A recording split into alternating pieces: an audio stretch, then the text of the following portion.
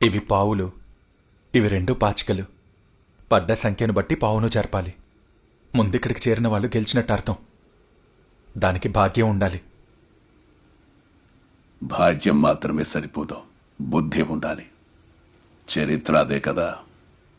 వినలేదా మహాభారత యుద్ధం? అదో కుట్ర కదండి.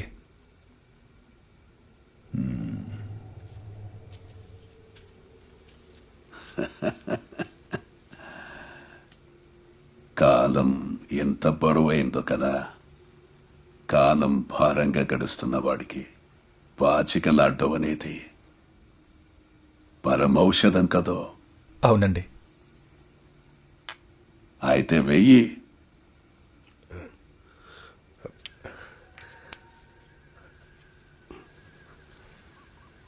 ఆట మొదలు పెట్టే ముందు విలువైన ఏదో ఒకదాన్ని పందెం కాయాలి.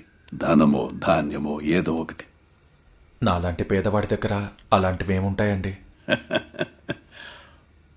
పంట వేయకుండా కోత కొయ్యలేవు. అదే కదా ప్రకృతి ధర్మం. కాబట్టి ఏదో ఒకటి పందెంగా కాసి తీరాల్సిందే. అదేనండి, నా దగ్గర ఏమీ లేవు కదా. ఉంది. ఉంది. ఇప్పుడు ఉంది, ఎప్పుడు ఉంటుంది.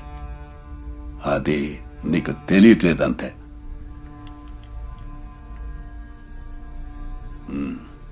నిర్ణయమేంటో చెప్పు. తెలియట్లేదు. నాకేం అర్థం కావట్లేదండి.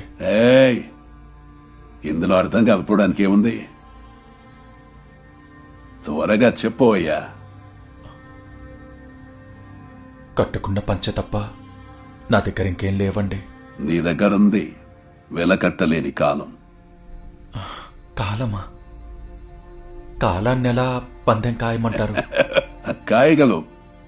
కాలం కంటే విలువైంది ఈ లోకంలో ఇంకొకటి లేదు. బానిసల సంతలో వేశ్యలతోనూ వస్తాదులతోనూ కలిపి అమ్మబడి పరదేశానికి ఓడల్లో తరలిస్తున్నప్పుడు తప్పించుకుని అడవిలో దారి తెన్నులేక తిరిగి నదీ ప్రవాహాన్ని దాటలేక ఇక్కడికొచ్చిన గాయకుడు ఇప్పుడు పాచికలాడ్డానికి నా ముందుకొచ్చి కూర్చున్నాడే. అది కాలమంటే. ఇదే కదా సత్యం. అవును, తమరు నా గురించి చెప్పింది సత్యం. అయితే నీ కాలాన్ని పాచికలాటలో పందెంగా పెట్టు. ఈ పందెంలో నువ్వు గెలిస్తే ఇక నుంచి వెళ్ళిపోవచ్చు.